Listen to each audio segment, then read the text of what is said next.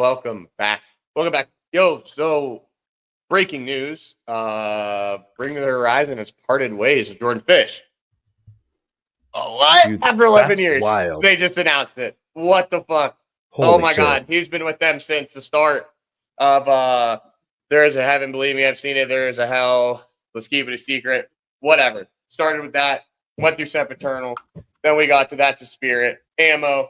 The EP. Jordan Fish is now gone.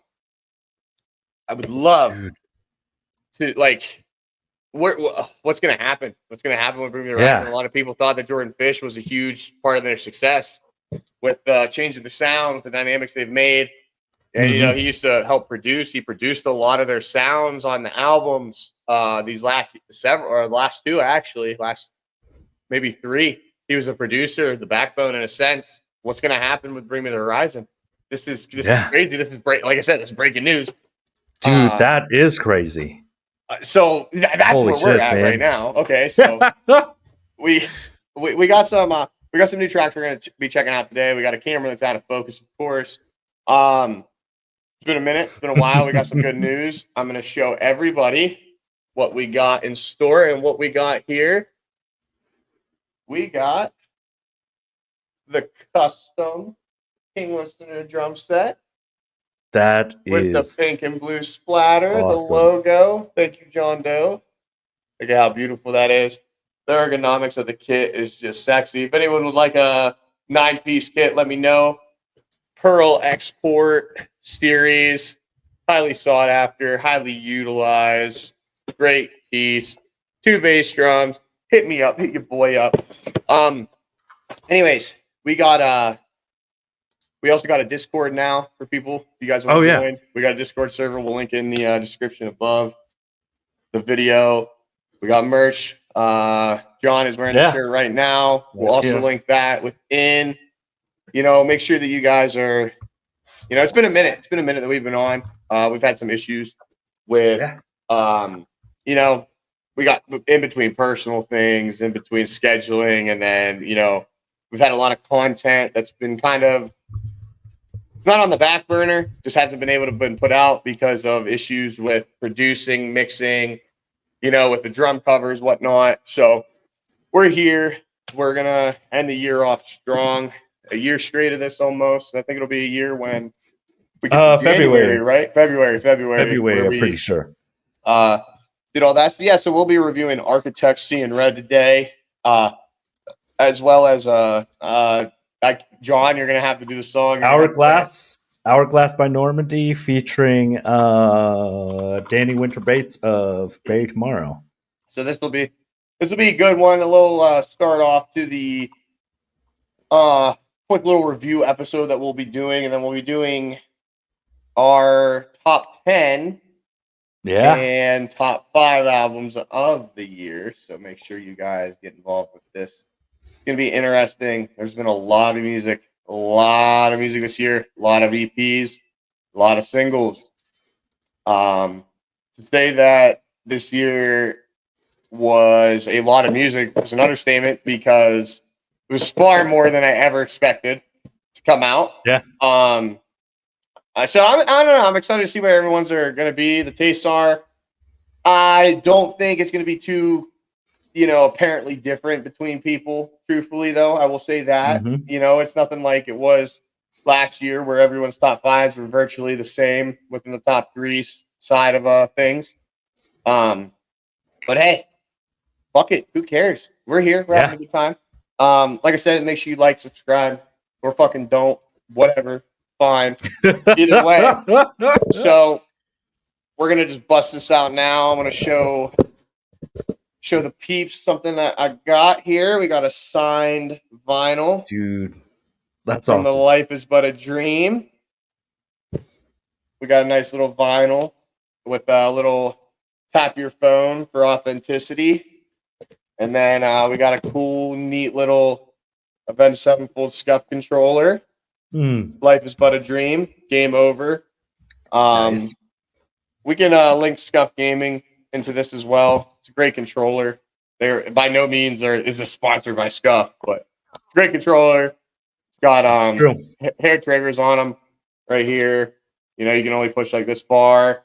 Buttons are nice. It's got 3 different settings for you to change your paddles on the back. You got 4 paddles.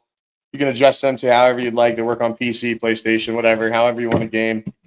But yeah, we got a Discord server now, so anybody that's a huge fan that likes playing video games, they can play with the guys, play with John, play with me. Yeah. On a computer, talk, discuss, drop music. If you got bands, guys with bands, this is big. Get in this channel. Get in this Discord. This is how you're going to get out there. This is how we're going to get, we can get you guys on the show. We got some other news, and before we start reviewing for myself, I'm now in a band. We haven't been able to officially drop it. We're going to drop it now. I'm part of Feigning Existence. We're working on a couple tracks right now. We actually have one pretty much done. Just have to get it mastered up. There's some vocals on it, and we'll definitely be reviewing that on the channel. We'll have probably Alex on with us again, but they kindly asked if I would mind trying out. So with that song Obsidian Carapace that we did and reviewed with Alex quite a few months back, I ended up doing a cover of it, and they loved it.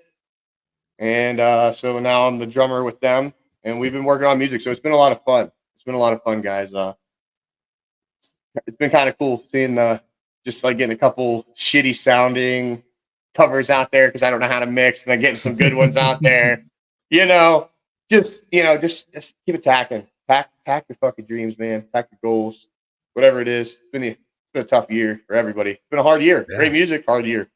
Mentally for everybody. It's true. But we're coming towards the end of the year. Things are going to get better. They always do. We all have roller coasters that we get on, and then we get off. It's always good to just remember where you started and just know that it's always going to get better. So, with all the bad things, there's always some good things that we've been able to look forward to this year, such as the music, such as the friends, such as the families that we do have. So, with that being said, guys, welcome back. Long intro there. 7 minutes and 17 seconds on the dot. John, what are we expecting? There's a lot. For one, I do have to tell people that I could not settle on a top 5, and then as Cam and I were trying to list shit, kept thinking of albums. So mine actually is a top 10, possibly more. Yeah. But the top 5 is it's because that's a thing. We were talking about it, and he was like, I don't have a number 5 because they're all so close. And I was like, that's how it is, because for me, the top 3 are very solid and stuff. It's hard to compete with those. But it does because the margin for the top 3 is high enough that you can measure. But once you get down there, there's hair differences of there's a lot that Super could have, Bloom, snuck in. Fatalism, Suffer in Heaven. There are so many, not to give any previews of what is in the bottom 5 for me, but it is one of those things that it's a lot, and it's exciting, and I'm excited to jump into stuff. We also have a complete section of my own hypocrisy that's going to be showcased. If you follow through a lot of these, you're gonna hear a section within the episode of where you're gonna be like, hey, you know what? You didn't say that earlier. What's going on here? Dante, you should go back and find that. We can make me look like a little doofus. But so we'll just get into reviewing these 2 tracks, and then breaking them down. Yeah, because it is. It's it's exciting, And feels good to be back. Are you back, ready for it? Dude, I'm ready. Let's go. Real good, Let's go. Let's see. And wait, here's what it is. Are you ready? Yeah. Just to suffer. Every night, I can feel my leg and my arm, even my fingers. The body I've lost. I love that fucking so goddamn much. Oh my god. Dude, I told you. Is this what you want? This is what you fucking get. You motherfucking shit. So good. Dude, when that crossover came out, bro, I was like, oh my god. Fuck, dude, I love Baby Metal. My one friend showed me them. Oh god, we're talking 4 years ago. Timmy J. You watching? I'll let your boy. But like, dude, man, I was so pumped, dude, because like, I mean, here we go again, sucking BMTH's wiener. Like they just like they just continue, they just do it better than anyone else, dude. Yeah. Like no one else can do that. No one else could go do a song with Baby Metal and just have it be like, whoa, you know what I mean? Like nobody. And then like a little secret banger off of that EP is also the song they did with Evanescence. The only butterflies will be the ones in your stomach as you march towards your death, or your chest. The only butterflies left will be the ones in your chest as you march towards your death, I think is what it's called. But that song, like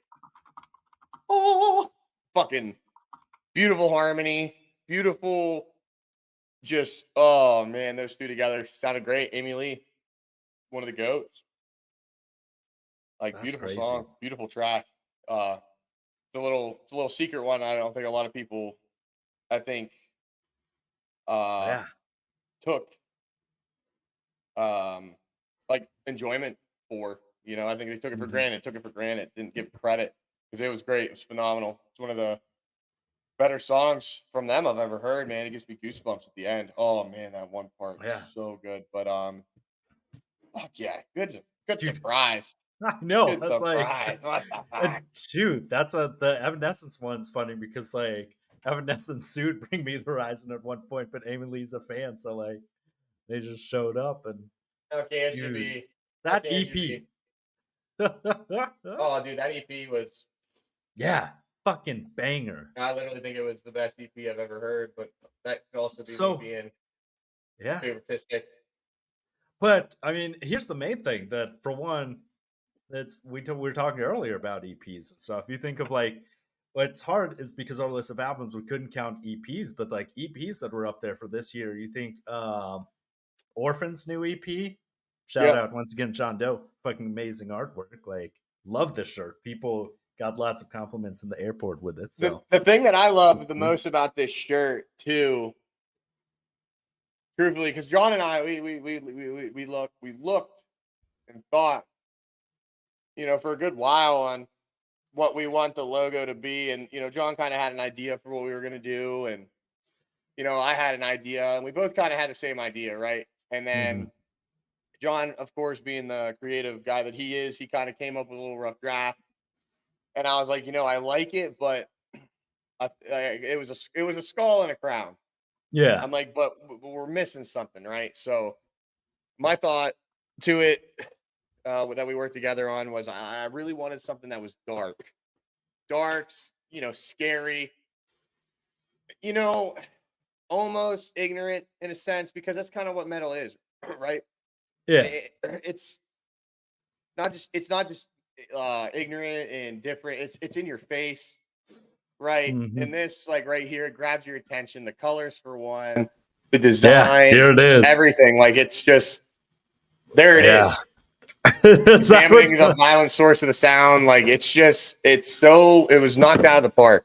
And that's true. And it's funny because you submitted the design for me without the bottom part, and I was like, no, I need this for camp, because anytime we hear something that's so good, I can just hear your voice being like, God damn it, dude. I do.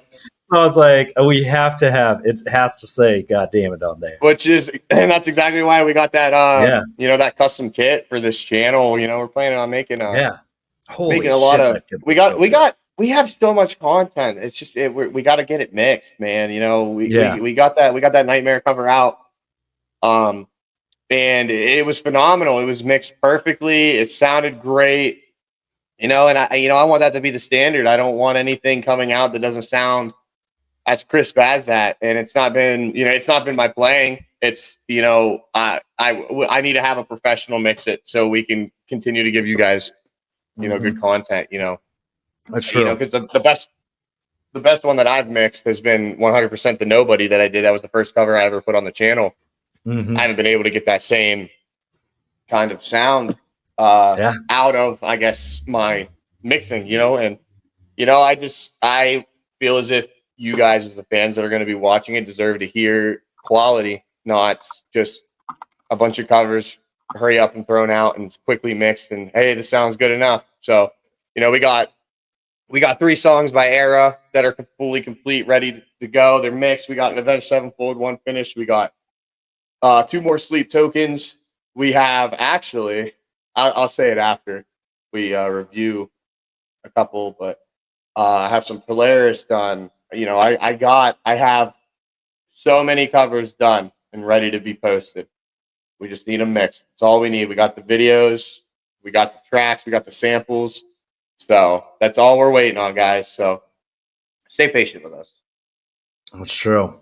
And here is a banger that I've been listening to a whole lot. Normandie had a partnership with Dani Winter Bates from Barry Tomorrow, which is awesome. Dani's vocals are always amazing. And the song just for some reason has really stuck with me recently. Their EP has been pretty decent if you want to check out Normandie. They're great. Here we are. I'm excited. Yeah.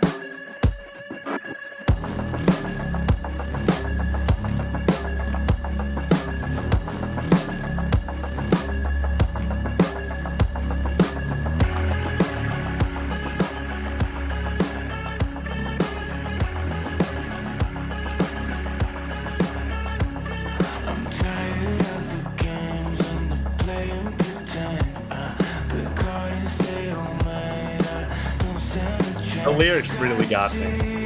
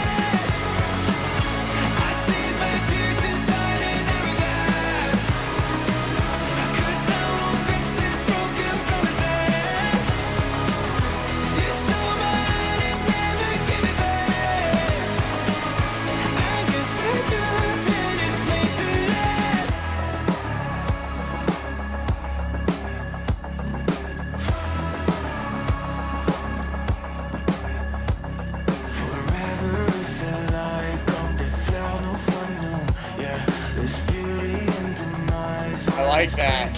Yeah. French. That was French, right? Yeah.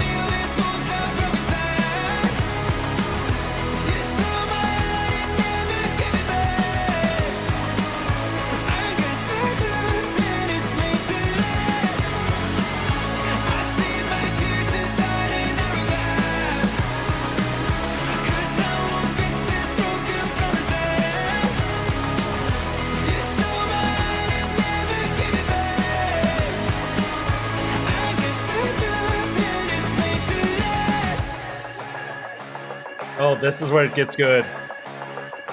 Death comes fast for a life worth living. Everything grows when you learn to give in. Death comes fast for a life worth living. Everything grows when you learn to give in.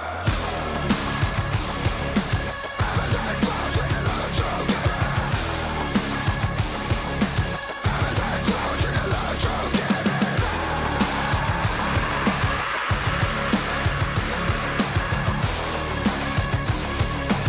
Everything grows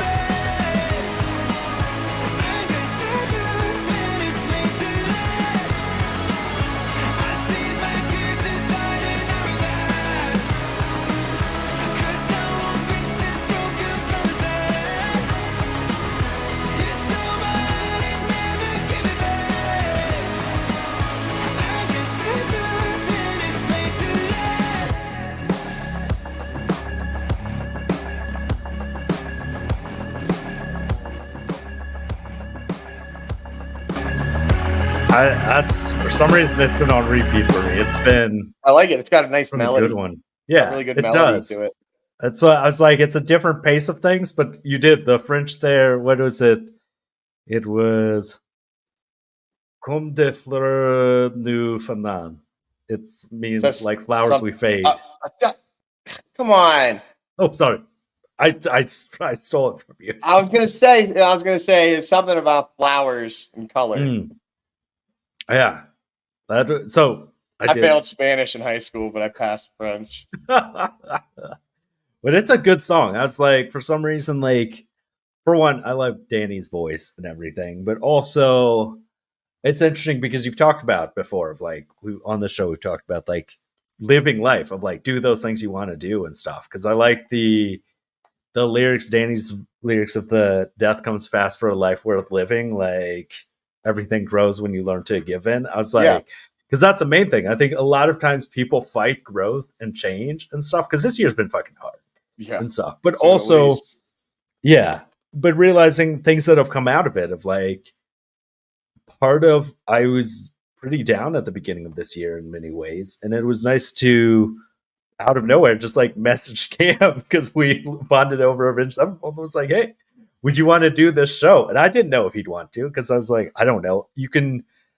It's one of those perception things of like, I think this year's been big growth for me because I don't always feel like I have very much to contribute to things or like feel like I offer very much. Like sometimes you'll actually get to hear it on World's Strongest Opinions when sometimes I actually don't talk for like 20 minutes in a show and stuff because it's hard to like always know like that I offer stuff and realizing like growing up a lot of times the music. Pete lets him know though. He lets him know. He tells him on the show all the time. Yeah. All the time. Pete's like, you didn't talk very much. You should talk more. He would always tell me, he'd be like, dude, people fucking love you. I'm like, no, bro, it's not. This ain't me. This ain't my show, bro. This is a dual. It's a dual thing. This ain't a one guy does all. You know, where and I explained it like this. You think about it like football, right? The skill players are the ones that are always seen, but it's always the guys that are not. Like the linemen, those interior guys, the tight ends, it's those guys that are doing all the little shit behind the scenes that nobody's paying attention to, right? And that's fucking like John does so much. Like fuck the what the fuck was it? The Reds Spirit Box song that you did that edit on. I was like, think of the song. Ultraviolet. Ultraviolet. I knew it was like a red. Ultraviolet. He did this crazy edit. It timed up perfectly. He brought it up during the show, and then he worked on it. Like, you know what I mean? Like, all this. It's a collective thing, and it's great. And that's something that I've loved. You've actually done that all this year. It's been awesome. Every show, it's like you talk more, you get more involved, and I love it. Because I don't mind it. I don't mind talking, but you are just as much a part of this and fucking keeping this awesome train going as Dante is and as everyone else is. We're all doing this and we're doing it for fun. We're having a good time. Made some great friendships, made some great memories doing it, and we're gonna keep doing it, man. We're gonna keep rolling. We're gonna keep rolling steady because we enjoy it. This is fun. It's true. It's an enjoyable thing. We all get to come here, talk, relax. Even sometimes it gets off topic of music. Whatever, who cares? We're here for a good time. Yeah, and I think like the main thing that people I think forget a lot of times is like, we took a long break and everything, and I think many people feel like you either have to like be doing things all the time or like not at all and stuff, and realizing like it's okay to take breaks and do stuff because like life's a marathon. Like we have all the fucking time in the world, like all the time. There's been multiple times for both of us and Cam. For one, you've been a lifesaver being able to those times when I'm like, I don't know if I have the energy for tonight. And you're like, we'll just fucking do it another time. Like we don't have to do it now because we have all the time in the world. And it's funny because I actually was able to the past 2 weeks tell that to you. And you're like, I don't know if I can. Be like, no worries. Like, we'll fucking do it again. And that's the thing. Like, we're not, there's nothing forced. We're not forcing content. We don't have content to force. We get on when we can. Like I said, we do it because we enjoy it, and we know that the viewers at home enjoy watching as well. But at the end of the day, you sometimes you just you're not feeling it. You don't have it in you. You know what I mean? It's what it is. Yeah. It's being able to honestly just be open and say that. Communication. Yeah. And I think that's the main thing is like you helped me earlier this year. I was dealing with some pretty intense burnout and some other issues and realizing like it was interesting when you were like, take that time. Like you can't like make time for yourself because it can be really easy to get overwhelmed by life and like kind of dig yourself into a cycle of being like, shit, I'm not doing what I'd like to do. Like I'm not where I'd like to be. And you kind of dig yourself in that hole and be like, I'm fucking stuck here. When in fact, like there was this great video I've tried to share it with a bunch of people I found on YouTube. Dante, I'll try to remember to link it and stuff, but it's this video called like How to Ruin Your Entire Life or something. It's by Better Ideas, where he talks about like, it's funny because it's a step-by-step guide of like how to ruin your life, but they talk about this idea of like closing yourself off, like accepting defeat, like all these steps. And it's interesting because it really makes you realize how easy it can be for a lot of us. They're talking about like closed body language of walk around with headphones, stare at your phone all the time, don't talk to strangers, like get kind of like lost in like don't connect to people. And it's easy to kind of like get in those little spirals and stuff. Absolutely. To isolate yourself. Like it can be so easy. That's what I do. Yeah. That's what I've been doing. Yeah. Like it's easy I'm guilty. To just do that. Yeah. No, that's why this video, what is it? I'll look it up. But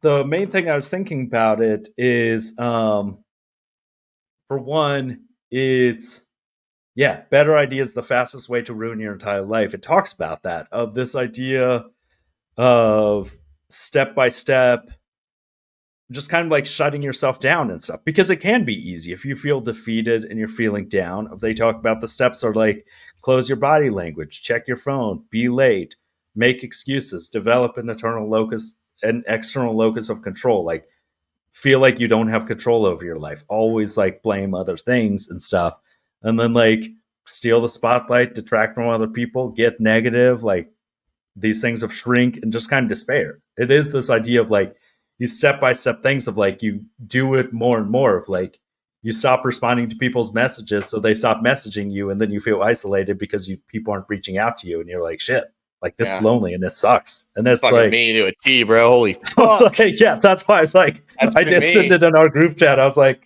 I saw it. I didn't look at it. If you look at it though, it got me real hard because it is this idea that like it's very easy to like step by step do these things because you kind of just dig yourself in that pattern. And I think it can be easy, especially of like, mine's been a minor injury, but I fucking re-injured my meniscus on November 18th, which sucks because I made a lot of good progress. And I fucked it up doing literally, we're just doing warm-ups with the circus dumbbell. And I tried to do a jerk. I haven't done jerks in a while. And fucking the way I landed on my right knee agitated it again. And it was hard not to like kind of just give up or kind of feel like shit, I can't do what I'd like to do, so like I don't want to do this. It sucks.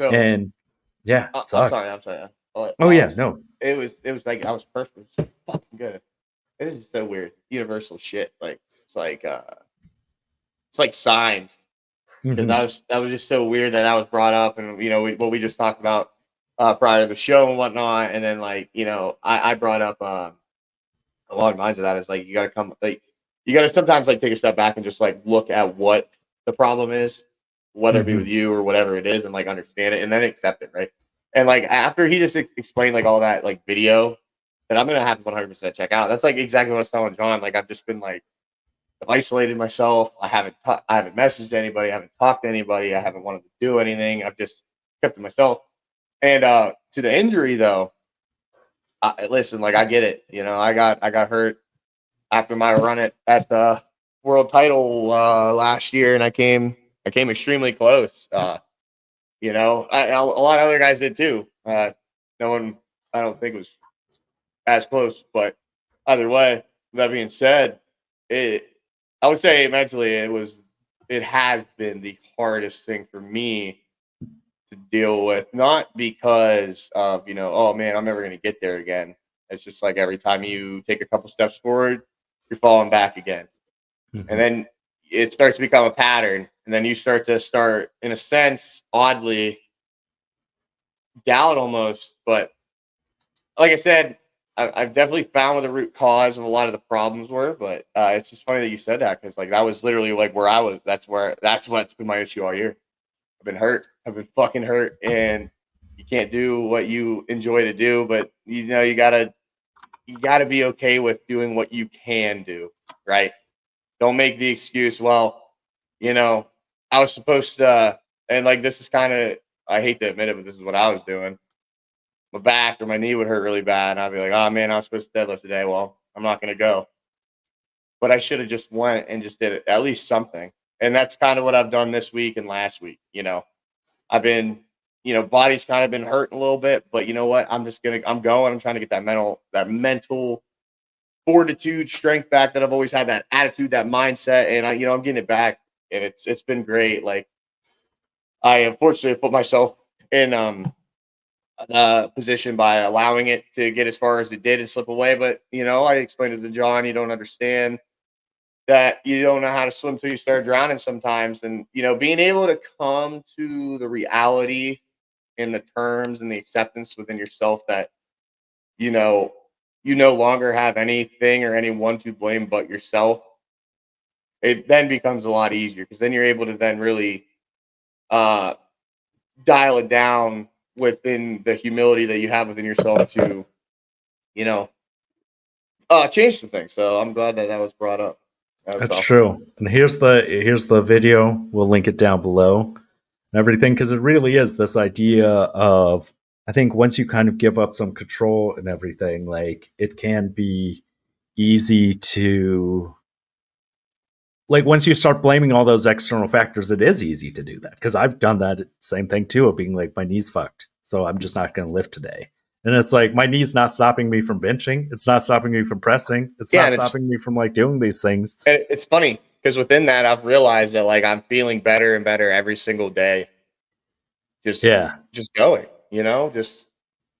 getting back on my shit, my normal fun, my fun activities, my medicine, we call it, right? Yeah, because that's the main thing that's hard, is I think people don't always realize, like, I think there's kind of this sense that the internet tricks you into thinking that some people just get life, or that some people just like do these things. And I think the thing people forget is that most of life is just performative. Like, life is what you do every day. It just adds up. And I think it's this easy idea, because I know part of like both of us are married, and like a relationship is hard work and stuff, because it does take that constant work. And I think oftentimes like movies, media, all that shit, it tricks you into this idea of like that you'll somehow always feel the spark. Or people will talk about this like idea of like, if you start talking to a different woman or a different person, it's easy to be like, oh, there's this fun flirtiness, like we talk about this, like, and it's like, no, you can have that fun flirtiness with your wife. You can do these things, but sometimes it can be easy to feel like, oh, like that things always have to be super organic. And it's like, things don't have to be super organic. Sometimes it is this idea of like, let's set aside this time and like have this date. Like, let's set aside like a fun night just to like do something sexy. Of like, let's do like these things of kind of like, not to recapture the flame, but realizing that like fire only keeps going as long as you keep feeding it wood and keep feeding it materials. And there's this idea, this silly, goofy idea people have, that there's like just an eternal flame that just burns by itself for most of their lives, of like, whether it's sports, lifting, relationships. It's like, no, fire needs fucking fuel. You need to keep giving this fuel. And I think it's funny, because like we had a long talk before this, which is good, because it got me into the right headspace of like being able to really think and analyze this stuff. Because like Pete said, like you can find root causes if you take a step back and look and stuff, and find, what am I doing to make my situation worse? Yeah, and it's not an enjoyable thing. Yeah. You don't want to have to look at yourself in the mirror and be like, man, you're the fucking reason that you suck, right? I mean, I say that as a like jokingly, right? But nobody wants to do it, but it's definitely better for you to notice it than someone else, Yeah. Like, it could be a boss, a family member, it could be anybody. You would rather come to the terms with it yourself than have it come from an outside source. It's just like with anything else, right? Yeah. You're told something from a friend that you don't really want to know. You'd rather have found that out yourself, right? But it's all the same, right? It's all an ebb and flow, but it's just really coming to terms with everything and being able to be accepting too. I can no longer blame others for my own faults or whatever it may be, right? Yeah. And it's hard though, and it is one of these things of I think like trying to like know your limits. Demoralizing. It's demoralizing. Oh, yeah. Like for me, going to OSG and seeing everyone was a really good experience, but it was very draining. And a part of me actually left early the first day, and I felt kind of embarrassed. When in reality, just showing up, I still had a ton of good times. And a part of me mentally was like, it's very easy to, in a world that sees everything as black and white, of like you either like something or you hate it, you either love it or you dislike it. Absolutely. Where in reality, like just showing up, like that's enough to keep doing these things. Of realizing if Pete and I just waited around for like things to be perfect, we wouldn't learn these things. One of our most popular episodes of all time, Cam's at work and his internet was broken half the time, and it's still talking about Ronnie Radke. People still loved it because we're there and we're still showing up. And it's this idea of like, just because it's not perfect right now, like it doesn't mean that like you shouldn't do it, because it is. And taking self-inventory, it sucks, because it is actually much easier to be like, you know what, my job's fucking me. This is ruining me. Like this is like, in fact, like it's very easy for me to have been like, yeah, you know what, my knee really hurts doing certain movements, and like it's getting a bit better, but like there are times when like I'll walk up the stairs to go like clean up the cat room or something, and my knee hurts, and it's very easy to be like, I don't want to go to the gym today if just the stairs hurt. And it's where in reality movement actually makes it feel better. My knee hurts the most in the mornings, and you ignore it because like I've known that like going and doing something is always better than just sitting. Dude, I explained it so perfectly to somebody the other day. I said this exactly. I'm so sick of waiting around and doing nothing, expecting something to change. Because nothing's going to change. Like, I have to either go out and fucking make it happen like I have in every other aspect of my life, or I'm just content with being average or, and like, that's true. That's not me. It's never been me. It's not who I am. Yeah. You can lose yourself, but you can get yourself back. You just gotta, you gotta do those tough look in the mirrors at yourself and just be like, you know what? There's a lot of things that you're doing that are causing this, or that that you've let go, or it's just becoming self-aware. Having humility, I think, is the most important trait that a human can have. Having humility is key. Not so much to just criticism of yourself, but just having it within yourself to be able to look at yourself and not allow an outside source to be the determining factor to what it is that you got going on, right? So yeah, and it's hard though, because it is like it's easy to just kind of like make excuses and stuff. Like a valuable lesson. Absolutely. I'll see if we can even see it. Right there, got a little moon, some hearts. Andy and I, just for fun, bought a tattoo gun.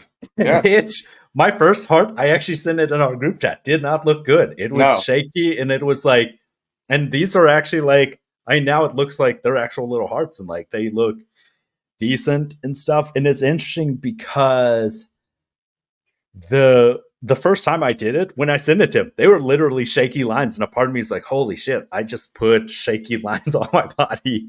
But the funny thing is, it's because I wasn't confident about it, I had to keep going over it, where actually if I had done it confidently and committed to it like I did the second time when I finally went over it, it came out well. Absolutely. And stuff, because I committed to it. And it's because so far the moon, actually, it's funny because it's a moon with 3 tears, which later, like I just did, just like looking at random artwork. And it's funny because actually Currents, their sign is a moon with 3 teardrops on the other side. Like it's So it was funny to like think of that later. And it's interesting to see that when you're shaky and not committed to it, your lines are shaky and you're going to have to do it again and stuff. Because I actually have one on my ankle that I have to recolor it. And it's like these things of the only way to get better at it is by doing it. Because if I had looked at my first tattoos that I sent Cam, where it's just shaky lines and like barely, like it was real. It was real rough looking. It's actually turned into a decent thing. Of some people, they're like, that doesn't look like you did it yourself and stuff. Like that looks like a new artist did it, Right. but like it looks like something. And I think it's very easy to be like, oh, I don't want to do this until I'm good at it. It's like no one's naturally good at anything except for like a 1% of the 1% of the world who are exceptional and stuff. And with the internet, we see that those people who are like phenomenal talents who just like know these things. But for most people, you're going to have to keep doing it and stuff. Like this show, this is like, it takes work and stuff. And even like with the music and everything, I remember years ago, certain people would be kind of shitty about the fact that I like a lot of new metal or whatever. They'd be like, oh, that's not real metal. Like real metal's this or real metal's that, or this is like, this isn't real rock. Nickelback's not rock, so you need to be shitty to people about it. It's like, no, it's good. Like it's one of these things of I think it's easy. It's way easier to be negative and criticize things than it is to like build things up. Yeah. And it's way easier to quit than it is to keep going. It's so easy. Quitting's like the easiest thing in the world. And the only time I would say quitting is ever good is if you're quitting a bad habit or if you quit a job you don't like. Your last 2 weeks at a job or just walking out is one of the best feelings in the world if you know that you're doing it for the right reasons. Absolutely. Yeah, like, I mean, you quit once, it becomes a habit, right? And that's true. It's. I explained it to another one of my friends the other day. I was like, it was really funny because, like, I've had some friends that used to go to the gym decently seriously, and then they stopped, right? I was forced to stop going for quite a little bit. I still went when I could, but then I started going a little less and just a little less. I still went, but I remembered there were times where I was like, man, this is like so enjoyable. I don't have this, in a sense, I'll say this in quotation marks, but I was like, I don't have this holding me back anymore. Mm-hmm. But then, I went through all the recent struggles and everything else, and I've just realized that, like, bro, like, I feel so much better now that I am doing what I used to do again and trying. Yeah. Like, it's just a better, like, all around, just better feeling and mood and just like zen again. Yeah. Right? So don't be afraid to look yourself in the mirror and ask yourself, why do you not subscribe to King Listener Reviews? Right? That's true. That's like, that's one thing you could easily let's come do to right terms now. with that, guys. Yeah. That's true. It's a lot of like, it's hard though, because it is very easy to just kind of like give up and get stuck in the same ruts because our minds, they talk about neuroplasticity of your mind. The more you work it out, the better it gets. But like, if you create these tracks in your mind likes familiar tracks. That's why it likes bad habits and stuff. Right. Like, it's a whole thing. And I'll pop these briefly up on the screen just so people can see a better example. But there's how the moon turned out. For some reason, the third attempt I ever did was something with a face on it. Andy was like, wait, you're going to do a face the second day you've had a tattoo gun? I was like, yeah. I was like, and also I never so there's rubber practice skins. I literally never practice a shader on skin and decided the next day to do a full color piece. And I was not committed to it and had to redo that red because, once again, if you're not committed to something, it doesn't work well. But also, I could just give up. I could have just quit or whatever. But it's like acting confidently and doing it, like that makes a huge difference. Absolutely. So we did get a little bit preachy, and we're not even at our top 10 yet. So I would say briefly, we actually probably should list our top albums. To hey, we're missing 50 minutes. We're missing That's true. We're missing a song. Oh, right. So here's one thing that a lot of people have been bitching at Architects for being too sing-songy or not being as heavy and stuff. So And I love the fuck you decided. of a song. I love the fuck you of a song this was. Oh yeah, it was. I do. So I love it. good. I fucking It's love just it.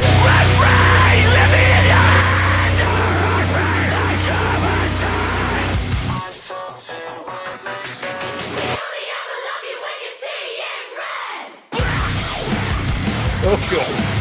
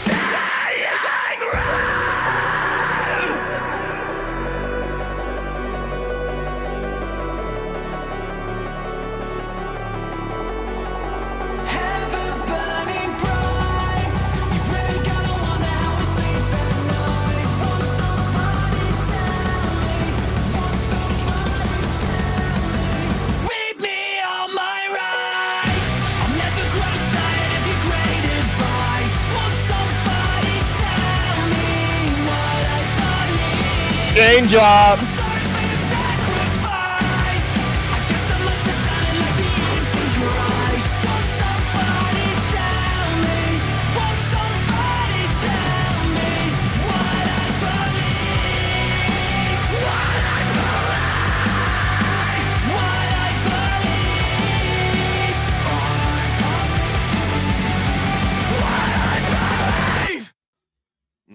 I love it. He should have fucking dropped the mic after that shit too. It's true, because that was a mic you. drop song.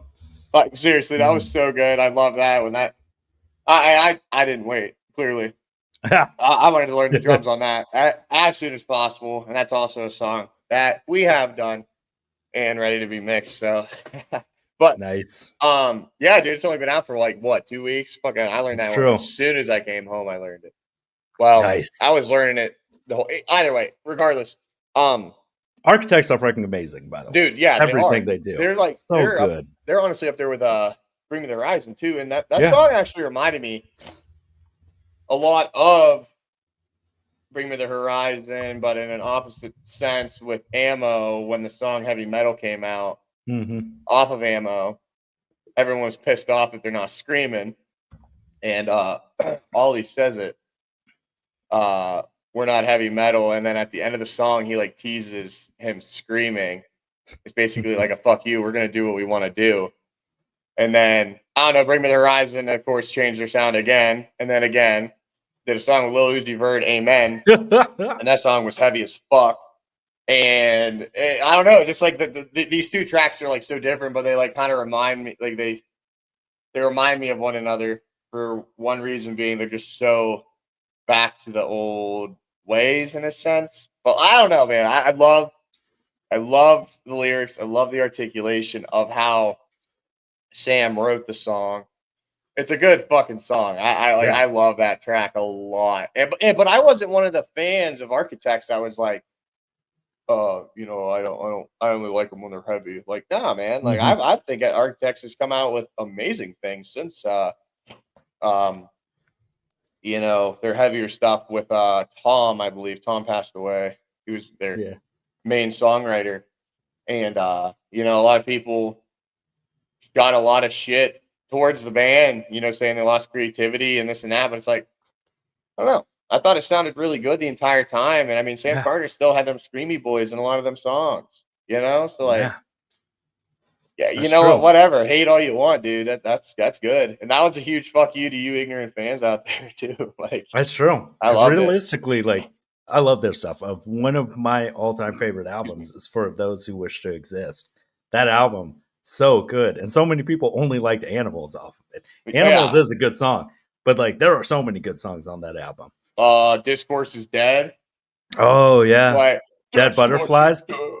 Black Lungs. Like, oh, what do you mean? What do you mean? What do you mean? What do you mean? You're crazy. You're crazy. You're crazy. Just shut up. Dead. Just shut up. One. Yeah. You know, like, so good. But yeah, it was crazy. So I'm going to step away just for a second. I'll be right back. Is that okay? Yeah. Brief intermission. Just 1 second. I'll be back. Dante, put up something fun right here.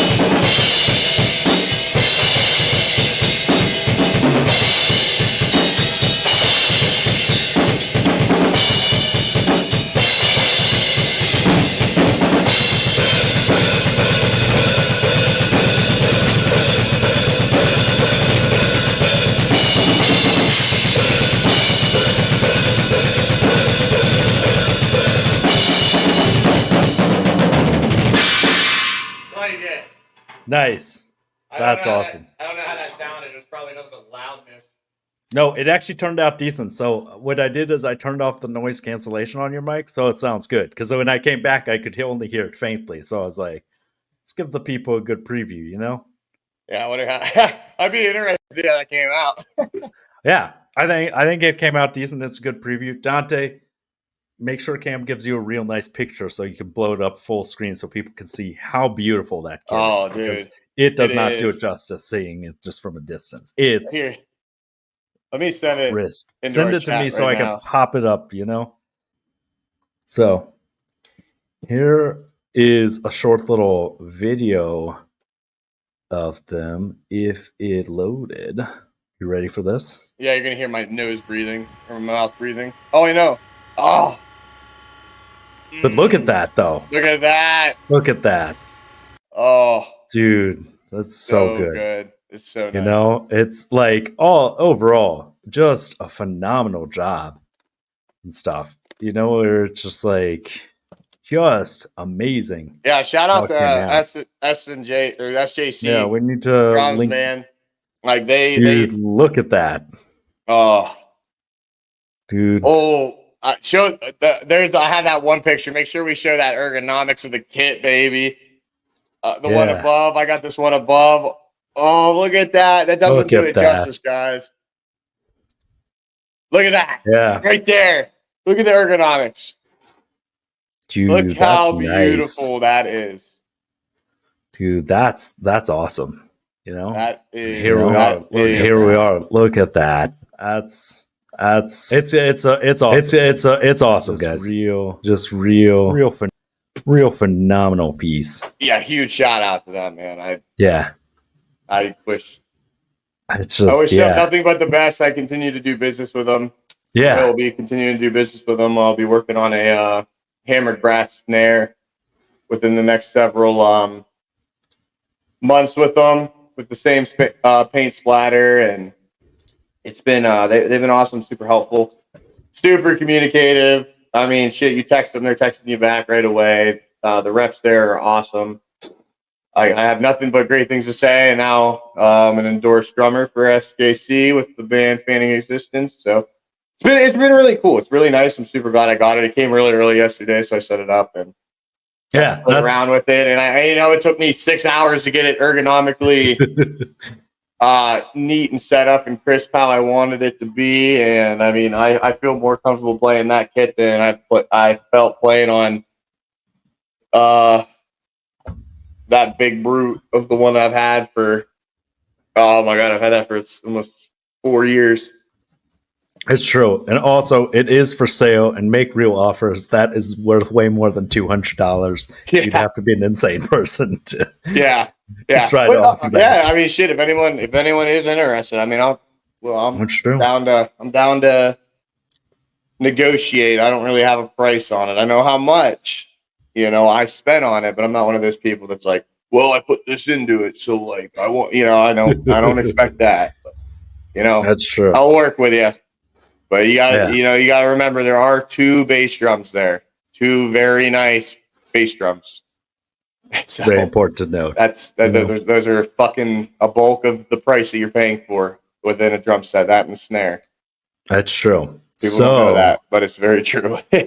What people also don't know is what are your top 5 albums of 2023? All right, here we go. Here we are. Top 5. Okay. This is in order. Dante, put them on the screen. I have as they appear. I'll talk about each of them after I list them. So we'll start from number 5. I got Fatalism by Polaris. Number 4, I have Heavener by Invent Animate.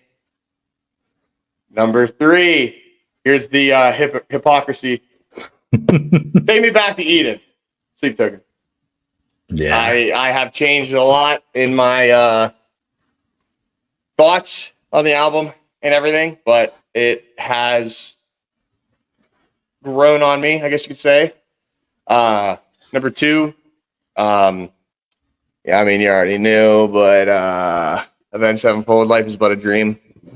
If we base my number 1 off of the statistics that my music app said, though, it would have been Life is But a Dream at number 1. But at number 1, we have Currents, Death We Seek, 100%.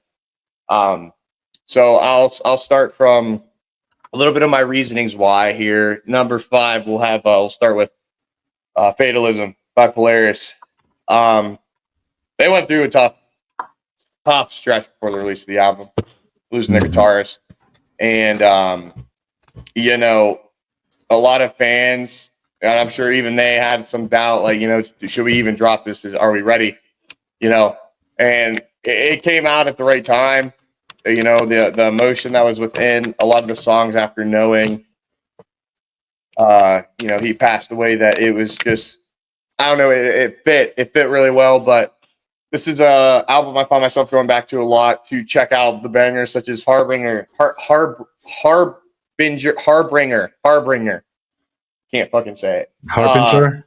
That's one of those ones. It's hard to say. Harbinger. Yeah. I can't say it. Dissipate. Nightmare. One of the best choruses of the year. Inhumane. There were so many good tracks on this album. I do have it a little lower on the threshold. Maybe that's because I didn't have that much time to grow with it throughout the year. But as well as that, they're just, although there was good flow, there's still those few songs that just, you would just skip, and nothing to it. I mean, it has some great riffs, great harmonies, good breakdowns, great instrumentally sound group, with them being, Aussie, Australian, they always have some of the best metal. And, it's my favorite kind of metal, progressive metalcore, progressive metal, whatever you want to call it. I love the progressive sound, the intricate riffings on the guitar, the drumming. You know, the vocals are phenomenal between both guys. But I'm a huge instrumental nut, and the instrumentals on it are phenomenal. So, and I mean, dare I say, you know, at a point, Dissipate was 100% the song of the year for me. Mm-hmm. You know, I still, like, every time I listen to it, I'm like, God damn it, fuck, you know, like, oh, it's so good. And then we got Heavener by Invent Animate. That song came out right at the start of the year. Mm-hmm. Right. I mean, we're talking maybe a couple of weeks, maybe even a month. I could be completely wrong, but I know it was not far into this year. I was super excited for it. You know, you got the legendary riff off of Cloud Cascade. You know, they bring it instrumentally. And vocally, the album was phenomenal compared to recent albums, EPs, songs from Invent Animate. And they teased it with a couple songs, you know, some releases, some singles. And, you know, it was just great. You know, I enjoyed the instrumentals, the guitars. I loved Without a Whisper. It wasn't my favorite song. I know it's a lot of people's favorite. It is definitely one of them. My favorite was, now I got to look it up because I'm getting confused. I loved Labyrinth, but the one that really just sucked me in 100% was Immolation of Night. The guitar on that song, dude. Breakdown. Just it was a short album too, straight to the point. But every song on it, honestly, you can like listen to any song on it and be like, man, it's, you know, good album. Great. It was mastered wonderfully. I have no complaints about it. Number 3, this one grew on me. You know, coming from when it first came out, you know, I was a fan of it.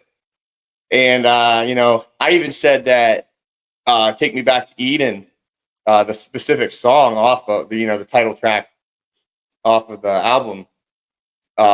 You know, I said earlier this year, word for word, this may be one of the best songs that I've ever listened to. And I mean, that still holds to this day. You know, I love that song, but something that really started to change my thoughts about, you know, it being that was, for one, just seeing how much I did listen to them unknowingly. But secondly was just the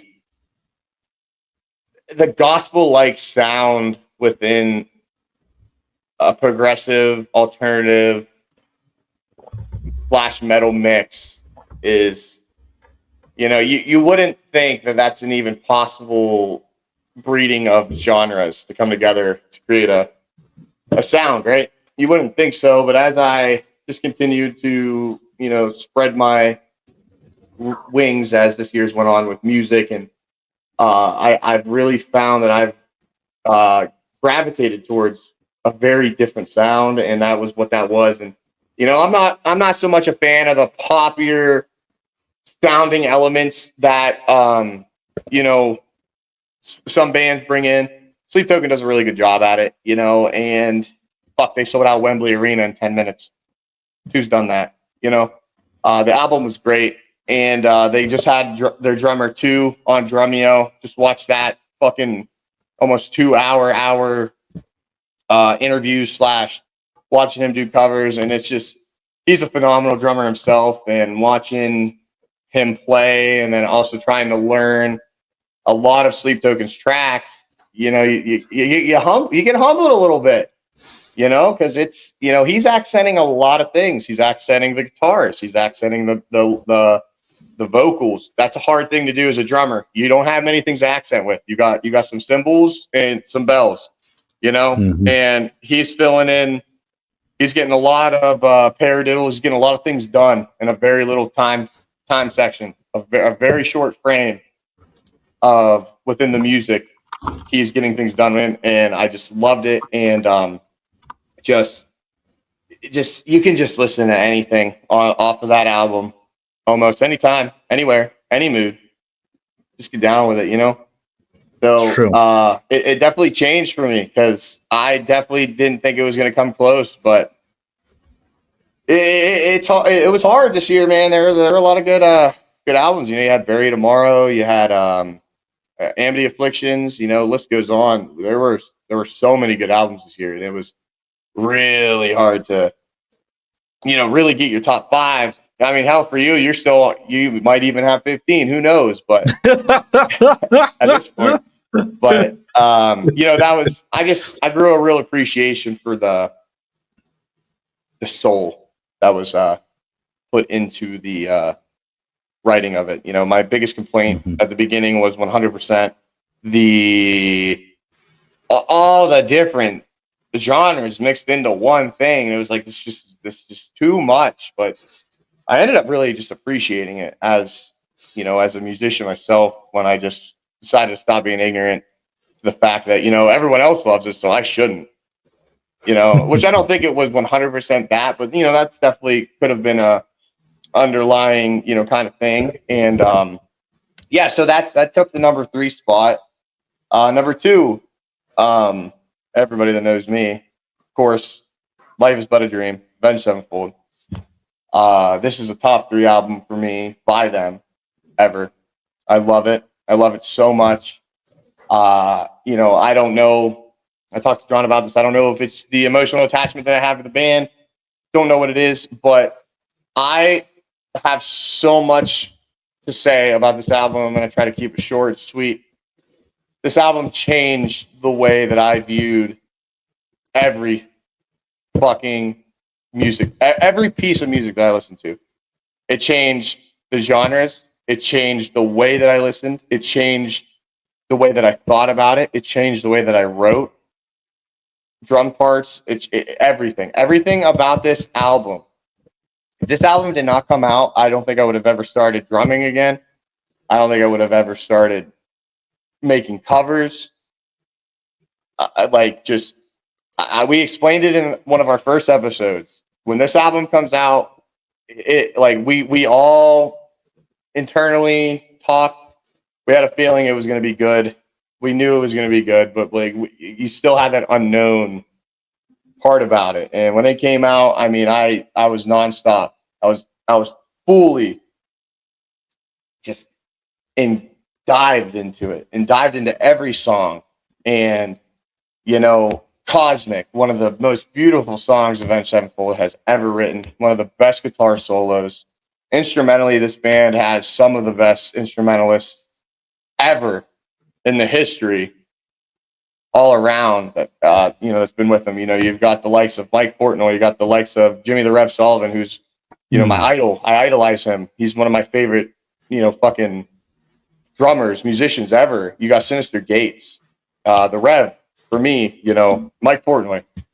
Like Mike Portnoy, he's currently my favorite drummer, but it's him and Brooks Wackerman as well. Brooks Wackerman right now, he came in for the stage and he did excellent. And just, you know, you got Brooks on that drum kit doing things that are just incredibly difficult yet simple. You know, you're doing sextuplets on the hi-hat and, you know, singles on the bass drum, and then you're swapping your sextuplets to the bass drum and doing singles on your hands in the ride, and then going into a Herta and Mattel.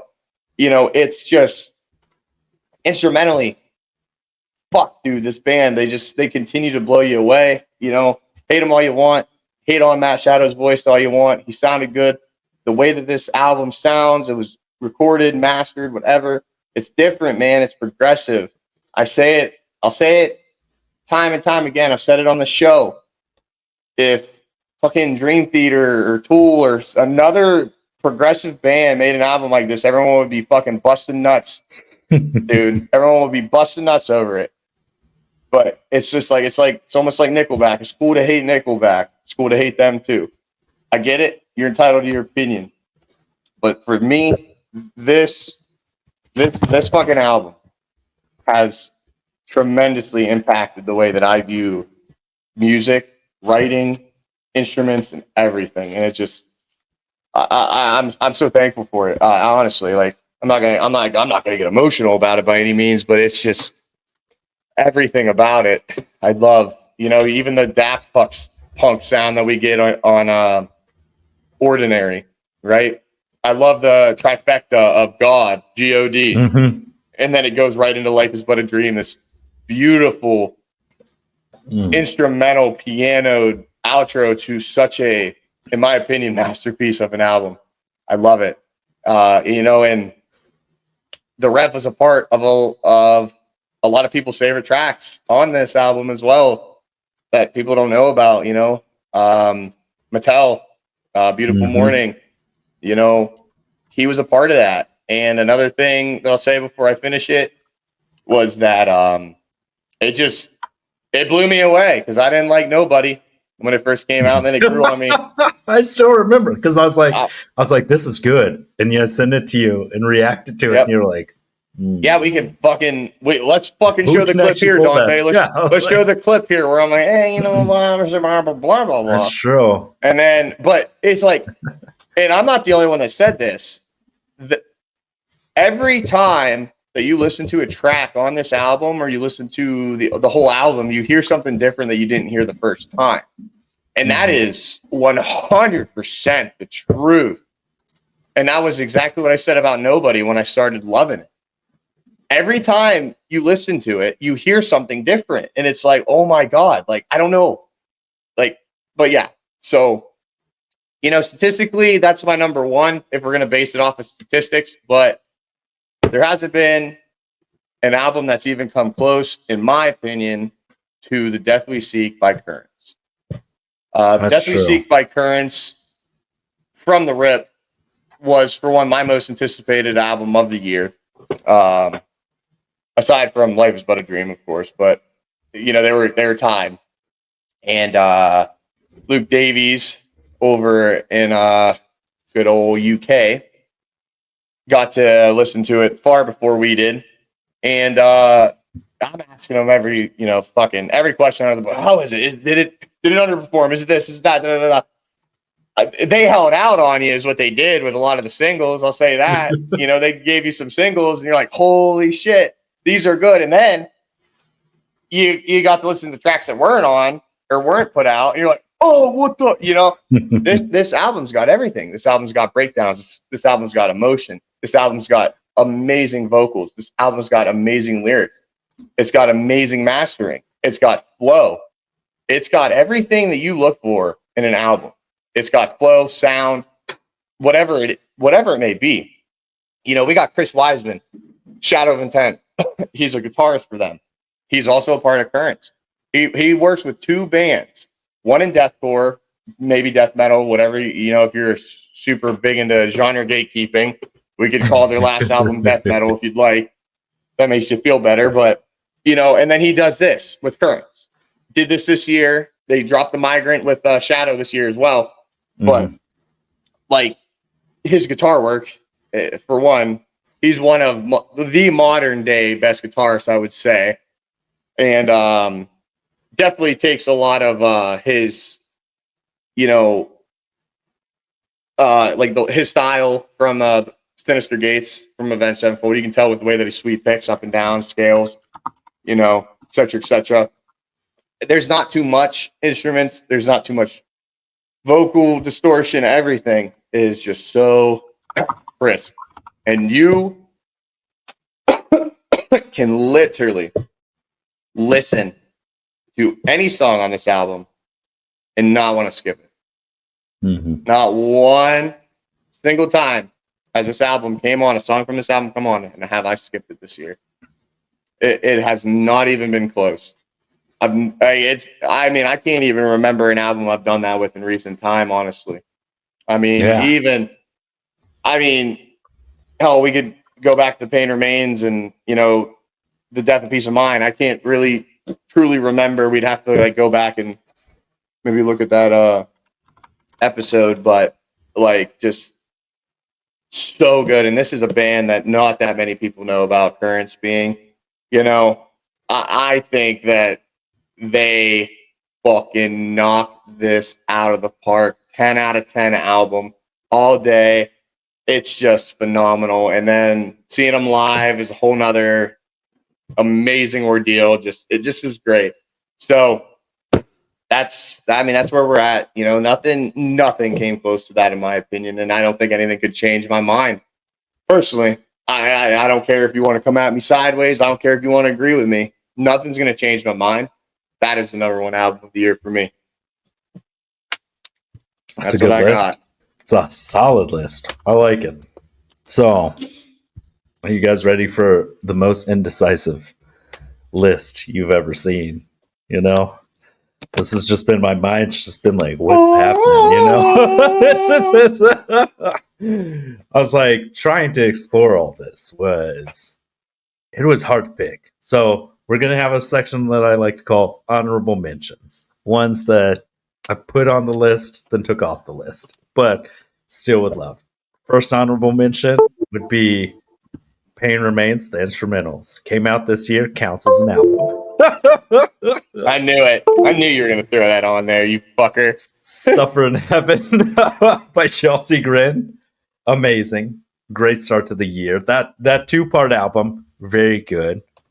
And then Bury Tomorrow, Seventh Son. It actually got bumped out of my top 10. So it's there for consideration. And then that brings us to the real list. To the list that we had. Starting with this reaction that I sent to Cam. So I listened to this song 3 times, and here are my thoughts. It's a weird paced song that will definitely polarize people. I really enjoyed it. I thought M. Shadow's voice, of course it will never be the same after years of screaming, but it was still great. And the guitar work was excellent. It had kind of a dirge feel to it because it is a slow song. It's interestingly paced. There's orchestral elements. There's kind of elements of City of Evil. They're self-titled and the stage. And overall, yeah, I would say it was a good song. An 8 out of 10. It was weird. Let us know in the comments what you think, because I definitely know some people won't appreciate it as much. But I thought it was a good one. Anyways, yeah, let us know your thoughts in the comments. Yeah, that brings us to, this was a hard one. So you guys have to know that the bottom half of my top 10 was all competing against each other. So I would say that Life is But a Dream was top 10. It did make it there. That's hard because I'm just indecisive. It's because it does have those elements of like everything going on there and stuff. But then above that was Fear of Letting Go by Hollowfront. Very powerful album. That song, Over the Cradle, got us real good. That one is I was crying. Yeah. Well, So- I did actually. I was like, So you're gonna notice that part of my list is because I tend to be kind of just like a very like focused very much on like the artists that I like, and Hollowfront is really good. Shout out Lindsay's big fan of them. The next comes up is Foregone by In Flames. I listened to it and just apparently kept listening to it according to YouTube Music. And yeah, In Flames, I've been a big fan of them because it's just kind of like go-to feel-good metal for me. And then the next one in 7th place is Super Bloom, Silent Planet. That album has been... It really grows on you and has so many good songs of Offworlder, Banger, Collider, so good. Ending title track, phenomenal. Like overall, I had some weird feelings about it at the beginning, but it turns out that you just have to actually give it a chance. And as it does. Yeah. Like it's one of those weird moments that I'd say my feelings about Super Bloom were very similar to Cam's feelings the first time that he heard Nobody. If you're like, this is kind of like, I don't know how I feel. And then like, as you hear more, you're like, this is good. Like, this is excellent. And then in 6th place, ours are very similar I added some to my list. So Fatalism by Polaris. Overall, a solid album. Very like, I think the emotional impact's important, but it's also a very well-crafted album. absolutely. Like, and at first I was reticent to put it in my top ones, but then I realized just because I don't listen to it all the way through, that's a bar that's almost impossible to meet. Absolutely. Even some of my top 3 albums, I don't listen to every song. So, which brings us to Heavener by Invent Animate. So we thought very similarly about this. It's just a well-crafted album. I honestly thought it was going to be in my top 3 for the longest time. You'd be surprised how it was. And that's the thing of like this year. It's kind of like, to briefly tie back into Strongman, it's kind of like when you see the finalists at OSG, it's so close for everyone so many times. It's hard to like, anything can change that and stuff. All it takes is like one thing to like kind of shift up things. And the next one is, not everyone enjoyed it, but I have just been a huge fan of Vice and Men forever. So Tether was very good. We reacted to Castaway. It has that feel. Like, it's interesting that the cleans are mastered at the same level as the harshes and stuff. It's a very interesting like format. They are great. They've stuck with me for a long time.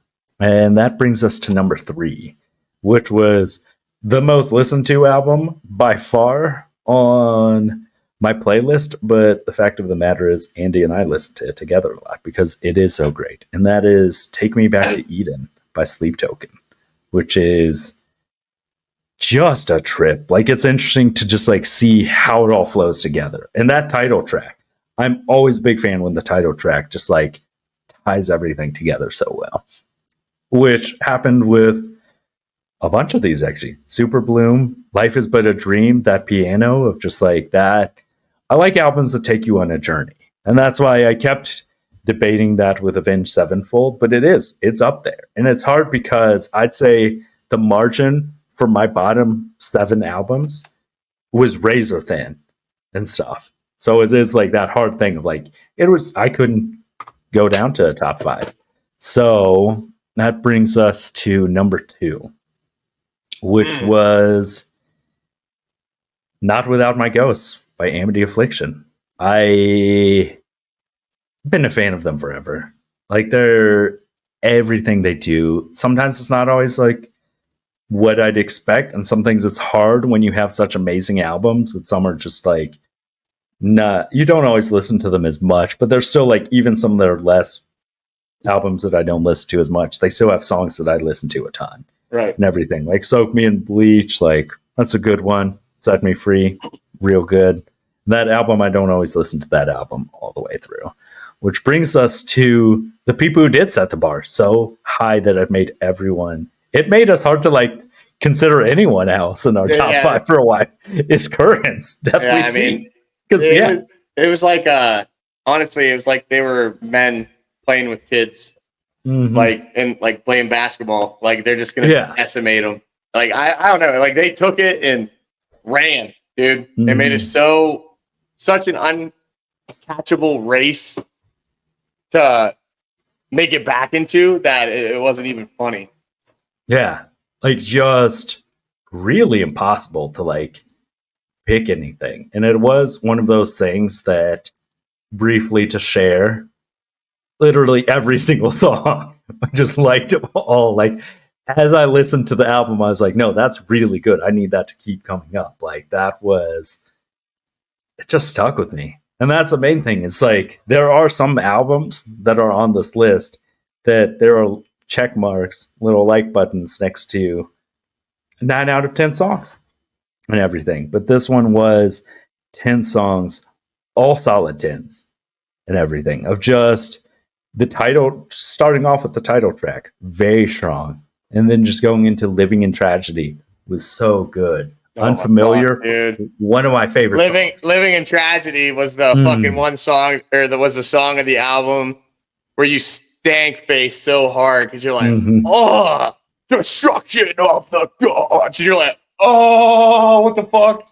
Yeah. Dude. And it's just that. Yeah. So Alone. Amazing. Like, everything on that album over and over. Good. All of it. Yeah, it really does. Gone Astray, Remember Me, Guide Us Home. I was about to say list all the songs that I like and explain why, but we've already done that. We love this album. It's and I would amazing. say, yeah, it's interesting because I realized like it's funny because our lists kept changing around, but I think we actually like came around on a lot of these ones of like, and it was hard because for me, I would say my list actually looked very similar to Cam's, but then the only thing that really changed my list up is the fact that I am a huge fan of Amity Affliction and of Mice and Men. Like it's hard for me to get enough of those two. So that's what changed mine. Because otherwise our list actually would have been pretty similar. Yeah, and I said it too. I said it in a few episodes back. I was like, I think we're gonna have different top fives, different top tens, whatever. Like, yeah. I mean, I'm okay with that. I mean, it makes it fun. Mm-hmm. And so now, I guess what we'll have everybody else do, viewers at home, drop your top 5, drop your top 10, compare them, list your thoughts, preach them. If you need the vent, go ahead. It's fine. Complain. Complain, bitch, moan, whine, cry. But now what we wanted to do was kind of take tracks from each of the albums and listen to them, check them out. Yeah. Revisit them one more time before we close out the year. That's true. And here was one of the ones that really, really, as soon as we heard the album, I remember Pete telling me that like he was like, this album, this song, just like the way it flows is just the range of this song really shows the range of the whole album. Very simple visualizer and everything. But this song, just that layer that it starts of just like the story it tells. It's just close your eyes and just listen and appreciate one of the best written songs ever. Mm-hmm.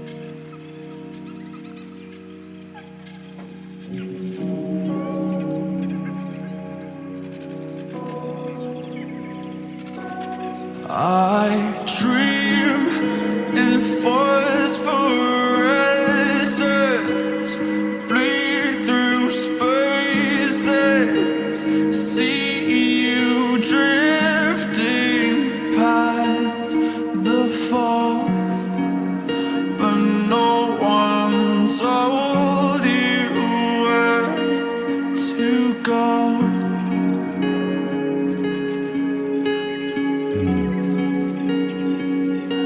The ambient noises too. Dive through crystal waters, perfect oceans, but no one told me not to breathe. And now the weightlessness recedes.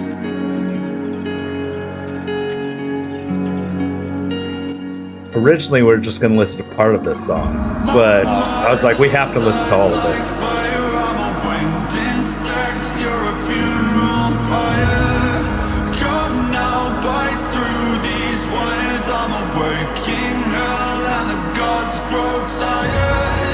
Reset my patient violence along both lines of a pathway higher. Grow back your sharpest teeth, you know my desire. I will travel far beyond the path of reason. Take me back to Eden, take me back to Eden.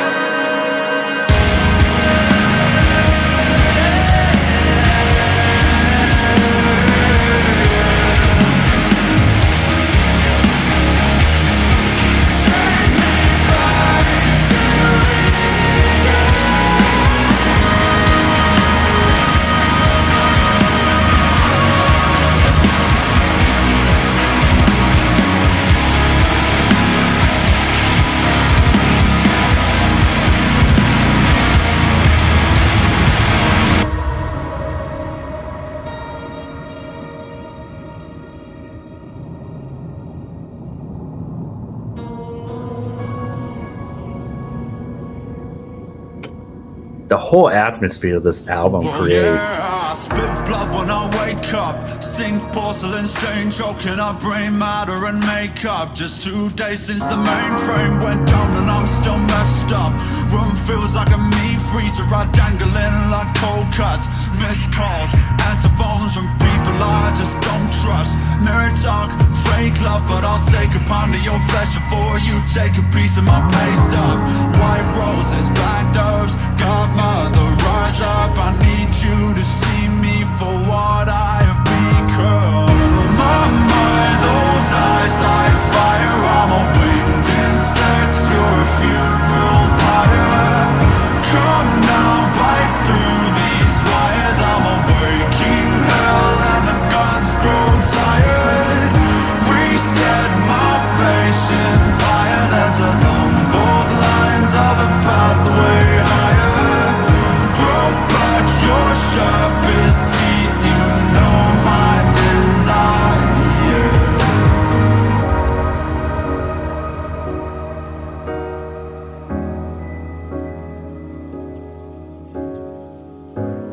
Transitioning. It's just tremendous. It's just the flow.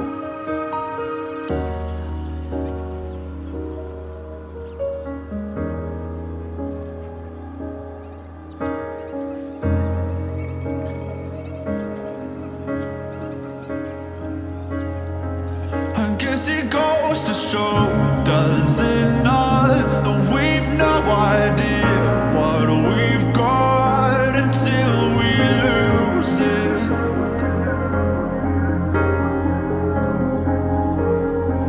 And no amount of love will keep it around if we don't choose it.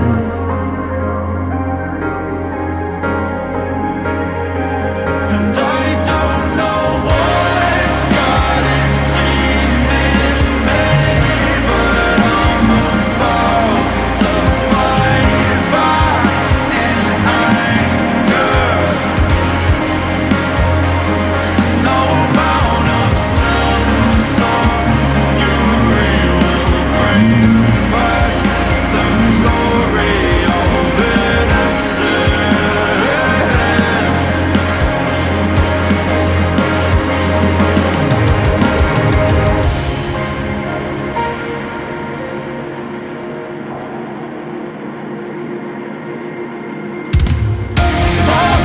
Those eyes like fire. I'm a winged insect, you're a funeral pyre. Come now, bite through these wires. I'm a waking hell and the gods grow tired. Reset my patient violence along both lines of a pathway higher. Grow back your sharpest teeth, you know my desire.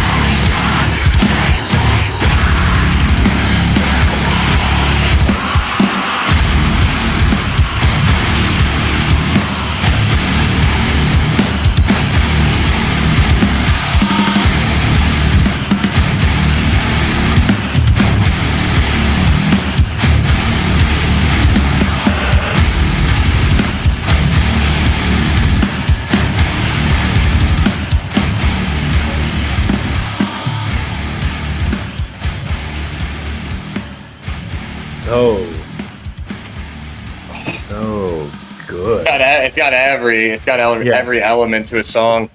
Yeah, that It really does. Like, just great. Yeah, I loved that Just- song. I loved that song. I was like, that whole man. flow. It's just like everything about it. The one line that always gets me because it just like feels like too real was what is it? Oh man, I'm gonna butcher it, so I have to look it up real quick. Was the I'll take a pound of your flesh before you take a piece of my pay stub?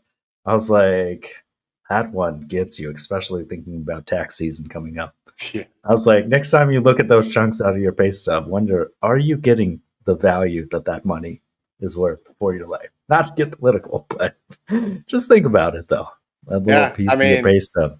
I like, now I'm going to look it up. It's right. It's right before he goes into, I don't know what it's got its teeth in me. This will only take me a couple seconds. That's actually, let's see. Here we are. Actually, that's way too small to even. No, that works. Actually, that's perfect. All right, go down. And it goes to show right here. I guess it goes to show, does it not, that we've no idea what we've got until we lose it. And no amount will keep it around if we don't choose it. And I don't know what's got its teeth in me, but I'm about to bite back in anger. No amount of self-sought fury will bring back the glory of innocence. Love that. I love that lyrical section. Yeah. It's just all of them are just like, and just the way it goes from like the soft instrumentals to this little like chunky section and everything of just like, it's so interesting to just like see that difference. Yeah. You know? I want to learn that on drums so bad. Because that ending too of just like the way the drums just like go. They just shine. They fucking prosper. Like, they fucking prosper, my dude. Ooh, so they really do. It's so good. I wasn't gonna do this one because we already had listened to that one, but this song has stuck with me so much this past year. I figured it would be a crime not to show a bit of it. You know? Just the range on this song. This song is very much like one of my ones I go to when I'm feeling down.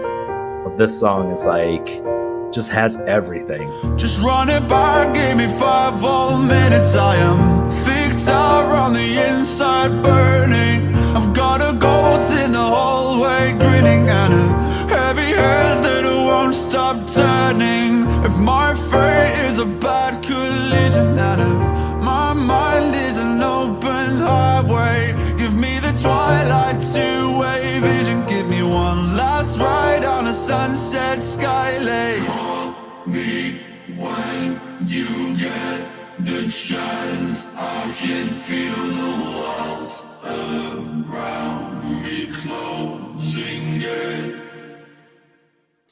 Just running forward, alive like wires, as I see the past on an empty ceiling. I play along with the life signs anyway, but oh to God you don't know this feeling. Yet in reverse you were all my symmetry.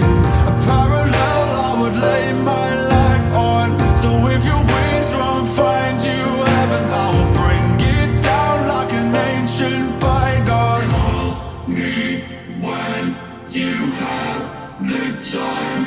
I just need to leave this part of me behind. Do you remember me? When the rain gathers, and do you still believe that nothing else matters? For me, it's still the autumn leaves. These ancient canopies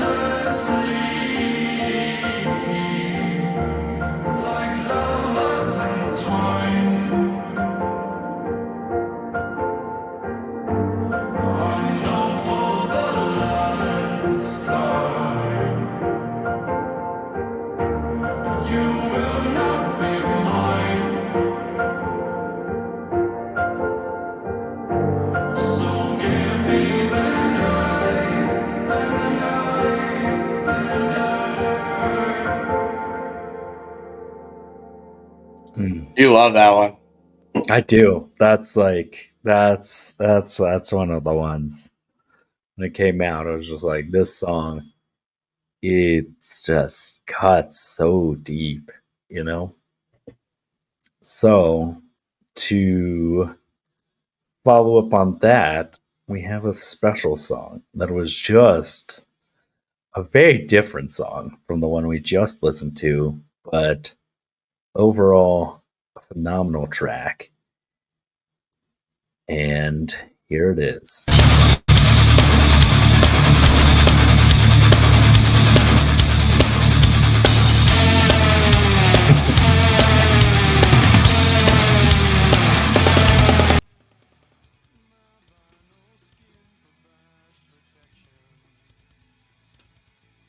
Why are we still here? Just to suffer? Every night, I can feel my leg and my arm, even my fingers. The body I've lost.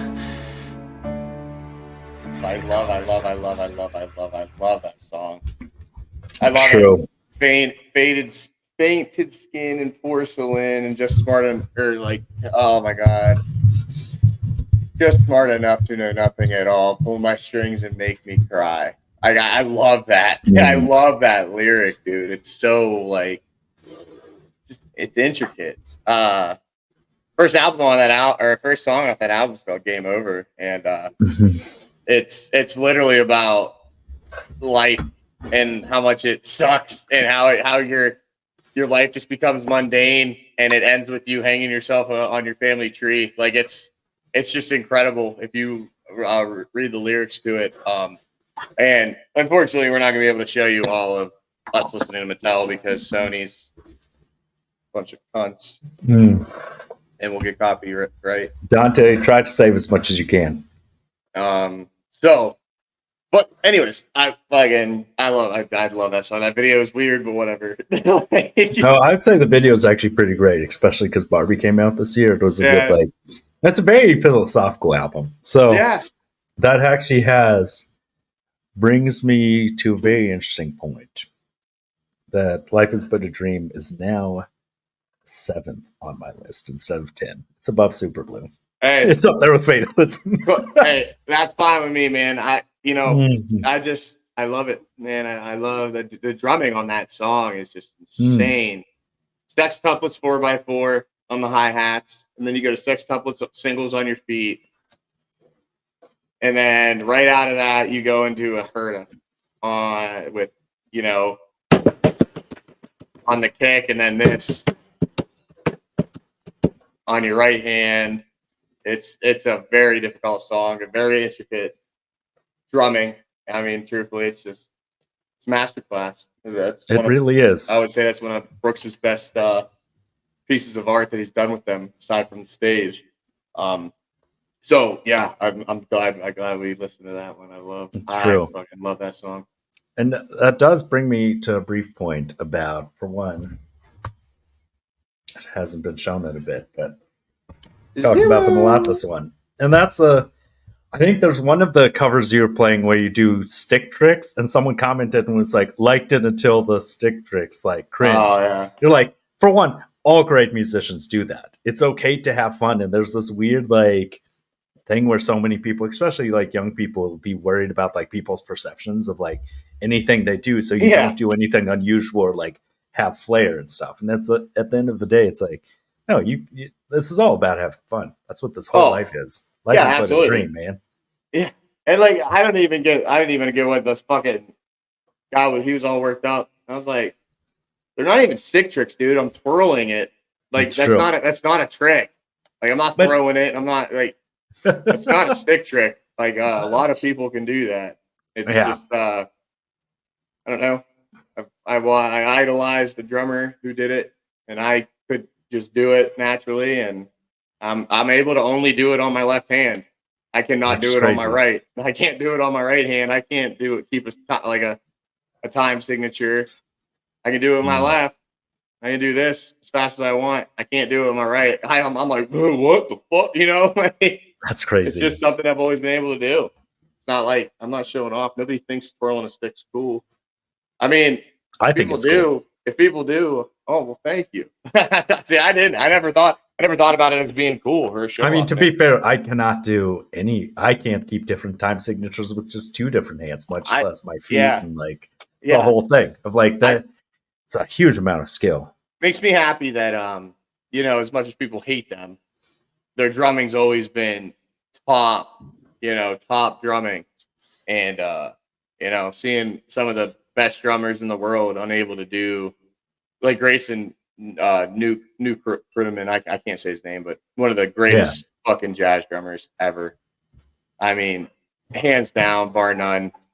You know, Drumeo had him on to learn this song, and he struggled so much with Nobody. It was Nobody. And I mean struggled. And it made me feel good as a drummer because I was able to hear every song off of this album and literally play it almost after like the first couple listens, you know, like, and that makes me feel good, you know, because this style of drumming is not easy. No, this is some of the top drummers in the world, you know, and they do really hard, impressive things. So, but at the same length though, I cannot do a single thing he does jazz wise. Like Caravan, dude, his cover of Caravan. Wow. Yeah. He's actually being voted as one of the drummers of the year. Him, to Grayson, to Brooks Wackerman, and oh my God, the drummer for Ice Nine Kills. I can't think of his name right now, but either way, yeah, this album changed my perspective completely on music this year, and I will forever be thankful for it because of that. Yeah, that's true. And Mike Portnoy's back in fucking Dream Theater. I'm pumped. God, let's go. Patrick Galante drums for Ice Nine Kills. Patrick Galante. Yep. He's an excellent drummer too himself, actually. Oh man, Welcome to Horrorwood was really good. Dude, meet and greet. Yeah, their new one. Yeah, that's a good one. Oh man, this year had so many good ones. And the hard thing about the new Avenged thing is, like, I think some drummers, they can do they can do it when things are constantly changing, but so much of that album you have to keep the same time for like extended periods and stuff. Like nobody, like that thing of like having to just, it's a whole thing. And as far as drums go, yeah, it's really hard. I think Mattel has been the one that has stumped me the most, but it has not been the part that people would think it would have been. For example, the sextuplets groove on the hi-hat, where he's going super fast on the hi-hat. And then the part where it's the super fast double bass, where it's the dun, dun, dun, dun, dun, dun, dun, dun, on the feet. No issue. It's the exit out into that herda where he does those slow singles, and then the herda like groove. It is really challenging for me to get down, but I've got it down, and I'm excited to eventually share it. But it's been awesome what that album's done for me positively this year, honestly. Yeah. Oh, that's like a super, yeah. Overall, just like amazing. Also, did you ever watch Whiplash? As far as good drum movies go, I did watch Whiplash. It is really good. Yeah, I was about to say, I was like, the ending of that movie is just so good. I was about to say we need to react to that. Dude, my God. It's in the beginning. It's one of the quotes he says. He's like, I think he says, "Are you rushing or dragging?" And he's like, I don't know. He's like, "Are you rushing or dragging?" And then he's like, "I don't know." And then he like really gets it. He's like, "Are you fucking rushing or dragging?" He slaps him in the fucking face. Oh, yeah. Fucking tell me. And he's like, "I'm too fast. Stay on fucking tempo." I'm like, God damn it. What the fuck? Like, it's a good movie. It really is just a phenomenal movie in general. Of just like, it is a very good movie. Just briefly, just so people know what we're talking about, just how good things are. Now we're going to slow it down a little bit. I'm guessing most of you folks have heard of it.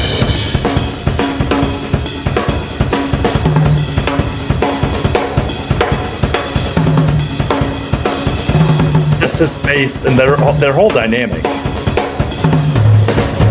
I'll cue you in. Caravan. 3, 4.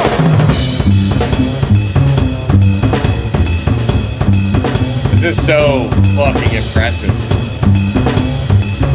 Fuck you. Miles Teller, his performance was amazing. Dude, he literally went to school so it could look legit. So Oh, he wow. could, like, do all this. Yeah, dude, it's insane the extent of this movie went into the attention to detail.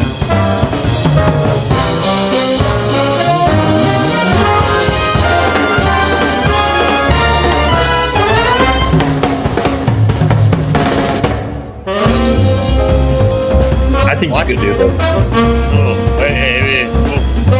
I believe in you. I'd try it. Shit. Watching Grayson do this was awesome. Oh yeah. Yeah, he does the whole dog in the front. Oh yeah. That's.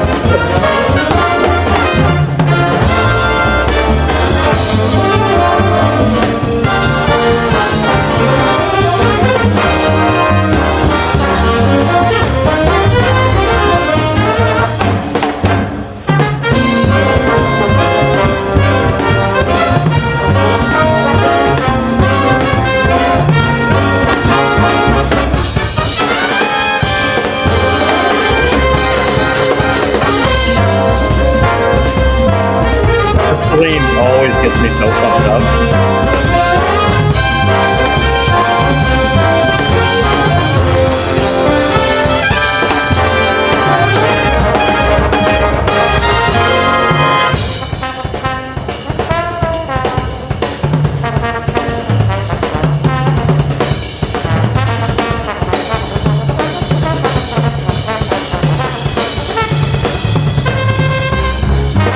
I was going to ask if they had a body double for him drumming, or he just played, but then they put a different drum over it. I don't know. Yeah.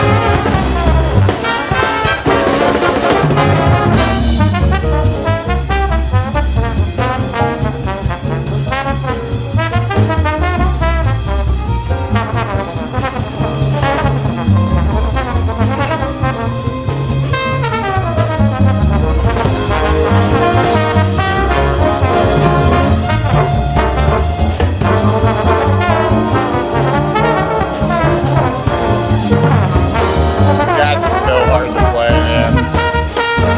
Jazz drummers are literally the best. I swear they are. That's crazy.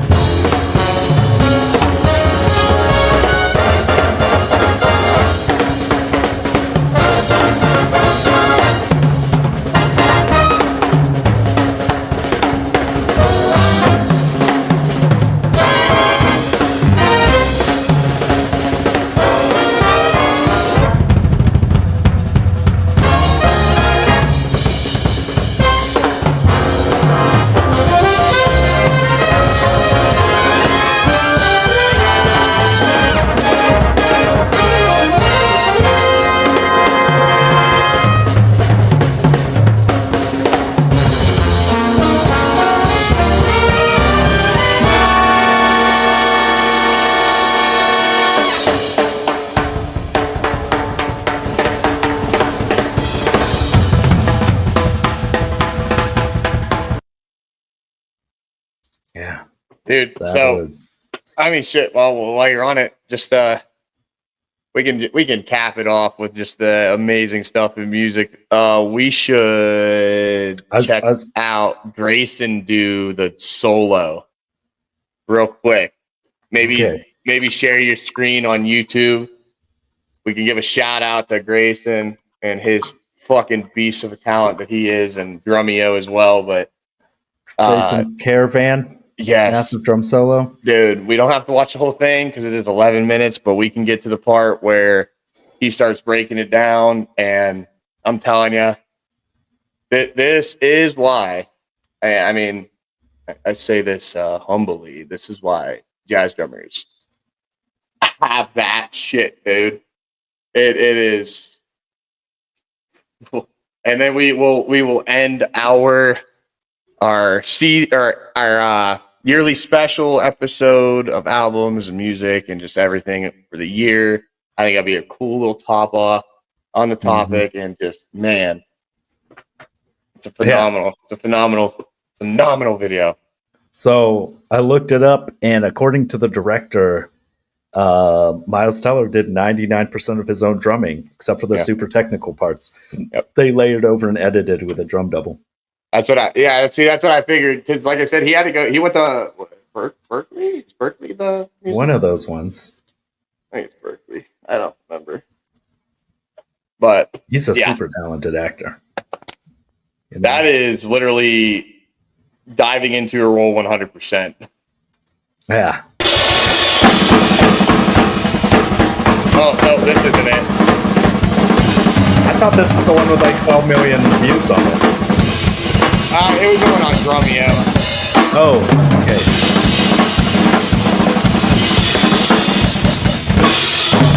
They have to professionally master. That's crazy.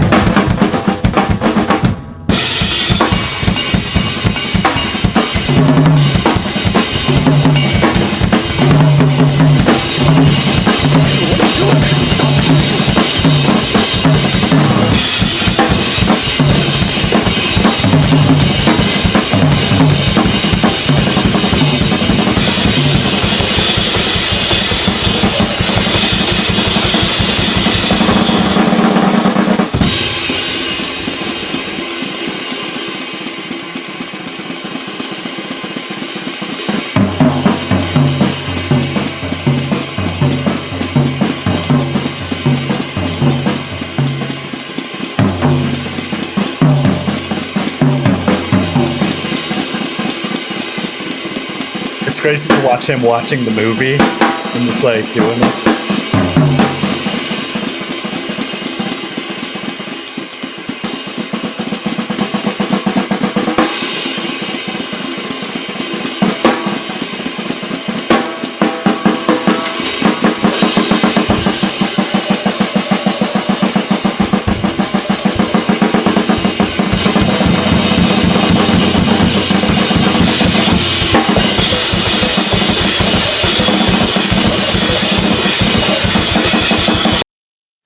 This one? Yeah.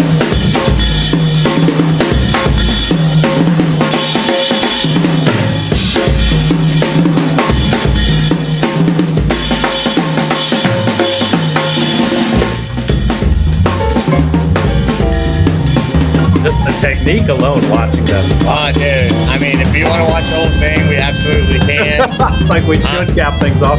Where's the solo part? You know how far it is? It's like somewhere in the middle, and it just. Like here? Yeah, go back a little bit. Back. Right here?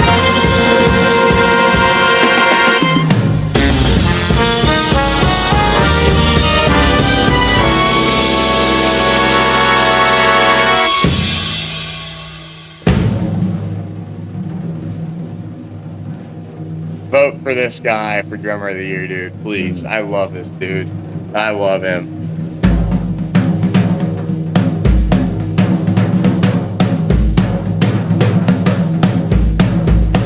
Yo, Grayson, if you see this, hop on the show, dog. Love to have you.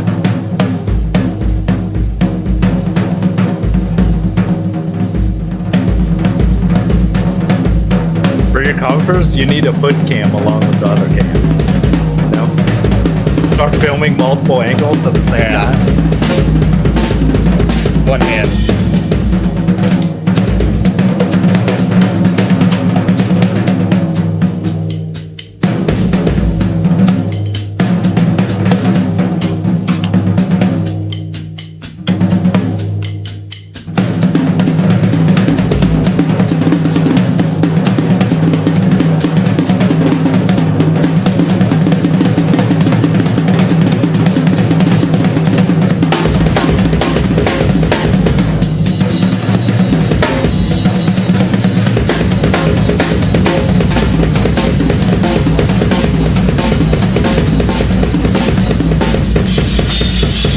That's great.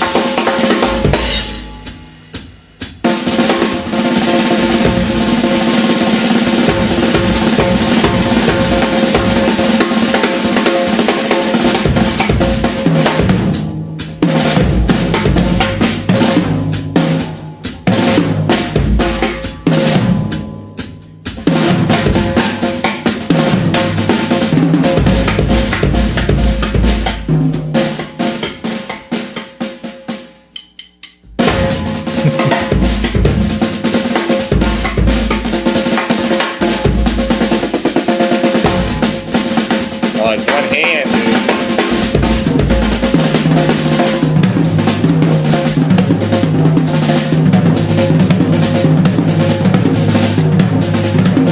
That technique is just like crazy to like. Wait till you see his one hand go here, dude.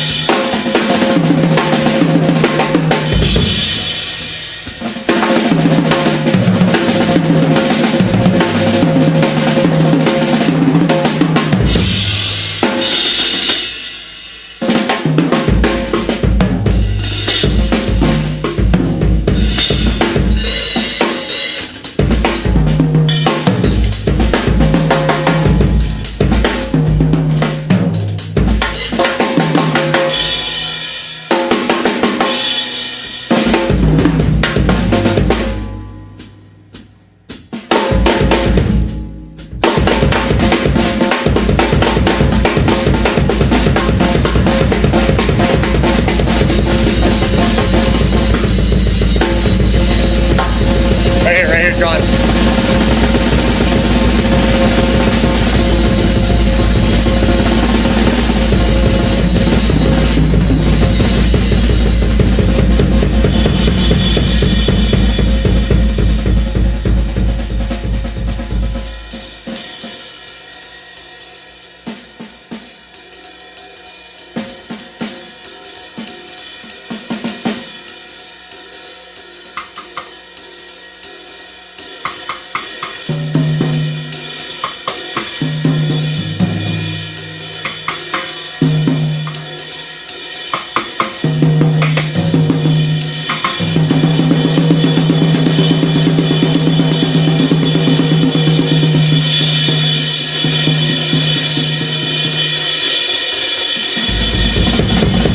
That hand, big fucking hand.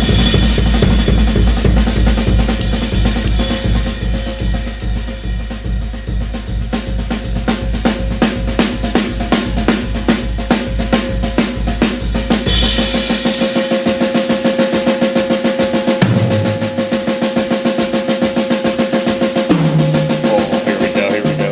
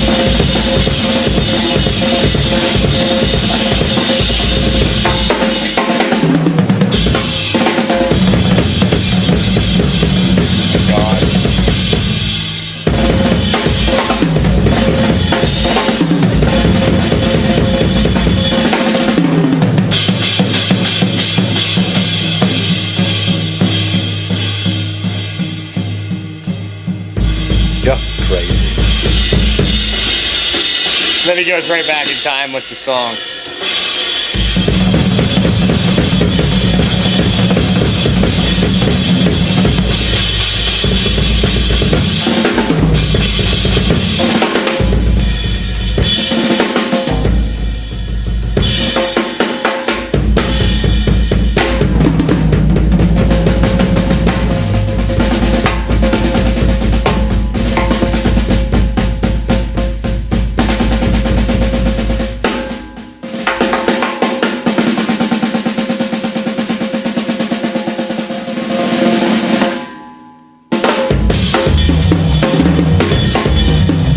Hey, now.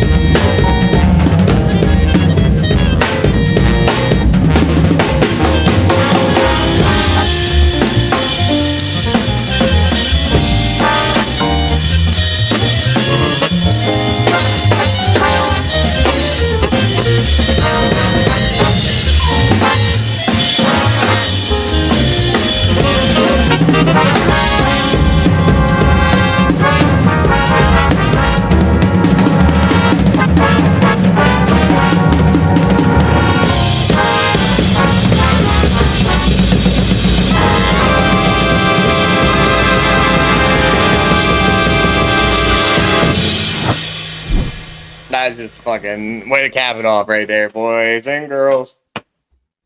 All We right, did it. there it is. Vote for Grayson. New crewman. I don't know. Either way, New Krutman, something. vote for that guy. Also, Dude's been awesome. if this episode gets 5 likes, Cam will play Caravan. Oh, okay. You have to do it. Okay, I'll try it.